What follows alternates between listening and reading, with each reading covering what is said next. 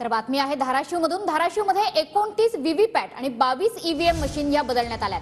10 ठिकाणी मतदान प्रक्रियेवर नागरिकांनी बहिष्कार टाकलेला आहे।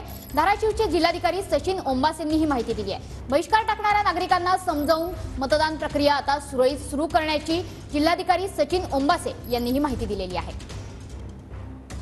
धाराशिवचे जिल्हाधिकारी डॉक्टर सचिन ओंबासे सर आपल्यासोबत आहेत। सर सांगा, आतापर्यंतची निवडणूक प्रक्रिया कशी पार पडते?